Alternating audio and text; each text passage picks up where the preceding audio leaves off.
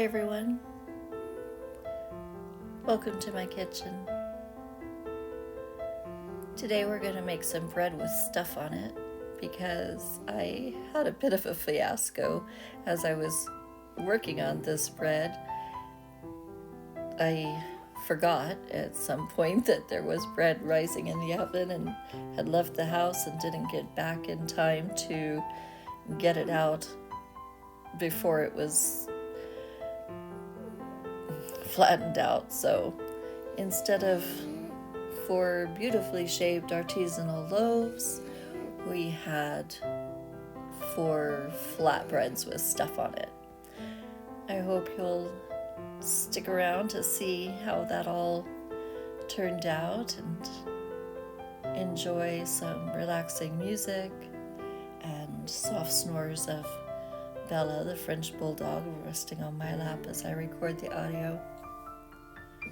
I've been baking bread almost daily for a little while now. I recently found a recipe that my family really likes, and we seem to be going through the loaves almost as fast as I can bake them, which is nice. I appreciate having bread without, preservatives and whatever gums and whatnot that goes into them from loaves that we find at the grocery store. The original recipe I found on allrecipes.com. It's a recipe for homemade hamburger buns. We really liked the recipe the first time that I made it, and I modified the recipe slightly, adding a bit more fat and replacing half of the water with milk. I found that those 2 modifications made a bit tastier and richer feeling and tasting loaves and buns, whatever. I also found that the same recipe works great for hamburger buns, bratwurst buns, regular loaves that you would make for sandwich bread.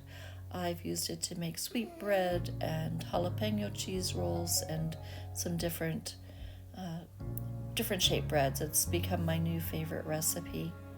If you'd like to have the modifications, just know that if you find the original recipe on allrecipes.com and you want to do it the way I did it, just replace half the water with milk and add 2 extra tablespoons of butter, or in the case of this loaf that I'm kneading right now, or ball of dough, I guess it's not a loaf yet, anyways, a ball of dough, I did change out the fat. I used olive oil instead of butter this time around, and the previous several times as well, because butter is almost $15 for 4 pounds right now, and I don't want to spend that much on butter, so I decided to switch it up for using olive oil.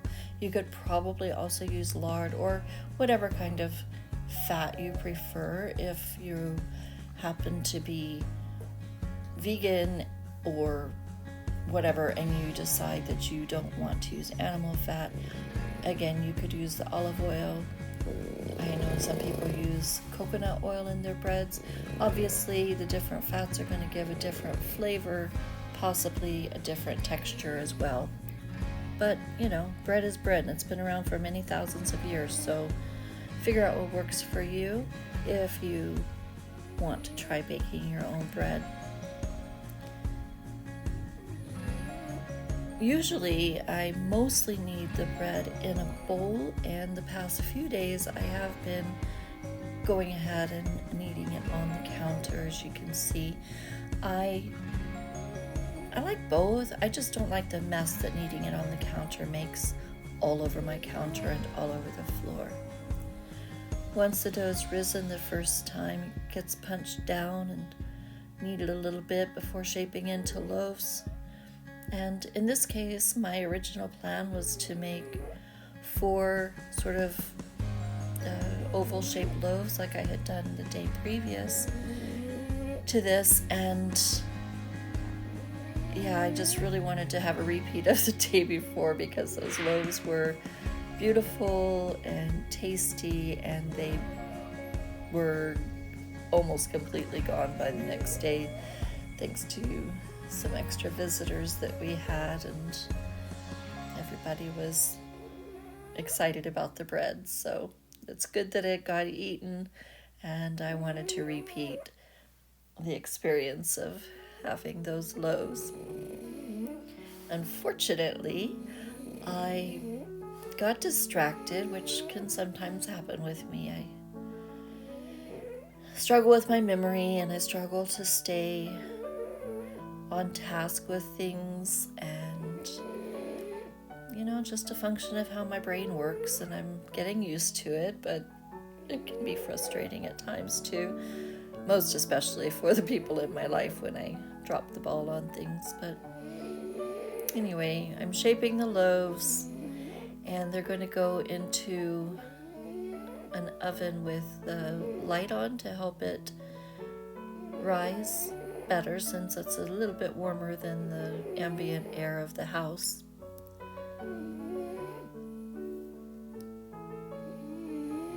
There's so many ways to shape loaves, and I'm almost positive that I'm not doing it like the pros might, but it turns out to be something edible and sometimes beautiful from my kitchen as well, so I'm not too worried about it. One of the neat things about bread is you can shape it pretty much however you want to. Pro bakers have a special tool, I forget what it's called, but it has a razor blade at the end of it essentially for scoring loaves, and since I don't have the fancy tool, I'll just use my fancy boning knife instead, which works great. That's Bella. As you can see, she does like to be right by me as much as she can be. And she's a great living Hoover for cleaning up my messes. I read recently that Italian bread is usually brushed with eggs, and again, there's like this price increase recently on food, and eggs are like, for organic eggs, $7 or $8 a dozen. I don't need to crack an egg every time I'm making bread, so I just brushed it with a little milk, or half and half. As you can see, disaster. I forgot that I had bread in the oven, and it was well past the proper rising time. They deflated, and it does not look beautiful. I almost tossed them and decided at this point that tossing them is not what I wanted to do, despite the fact that they look horrible at this point. I contemplated what might happen, and as pizza is one of my favorite foods on the planet, I just absolutely love bread with stuff on it. I decided, you know what, this is bread. It's still probably perfectly edible, and once baked at least, and I can just put some stuff on it and see what happens. There are lots of flatbread recipes out there, and so this is just what I decided to do with some loaves that look disastrous, and try to turn it into something usable. I've got some olive oil, salt, garlic, and onion powder in the bowl, and I'm brushing I don't know if you call them loaves at this point, or whatever you call them, flat, squishy, deflated, unattractive bits of flour and such. I almost baked them off at this point without putting anything else on them, just to have some flavorful loaves, but I decided to go ahead and sort of make pizza-like stuff. These tomatoes are delicious. I was really impressed with how flavorful they are, despite the fact that they came from a store instead of a garden. It was really nice to have some good tomatoes for a change. especially this time of year.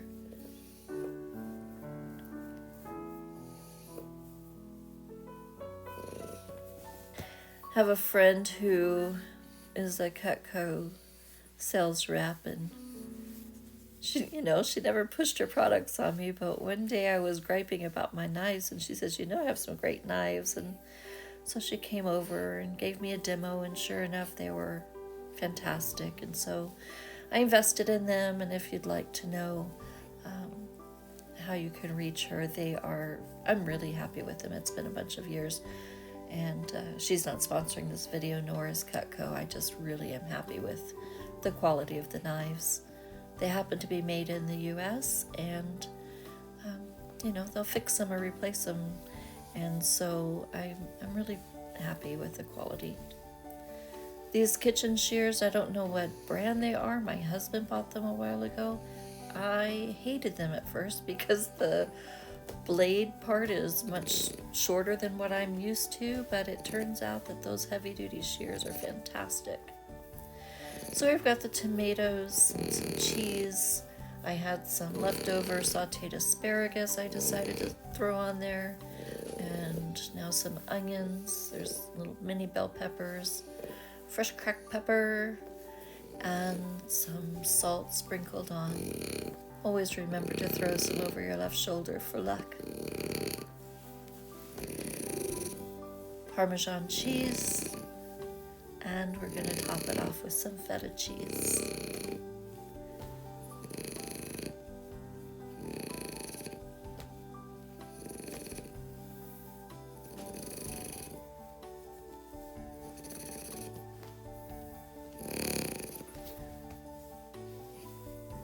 The oven's preheated at 375. I don't have a pizza peel or bread stone or any of things like that. That's just a large baking sheet, and the stuff's on parchment paper, so easy to move. And here's the final result. For something that I thought was going to be a flop, it turned out pretty darn good. I'm glad that it worked out, and we had something we could eat that wasn't costly. It was just good. So this is how you can have your own bread with stuff on it.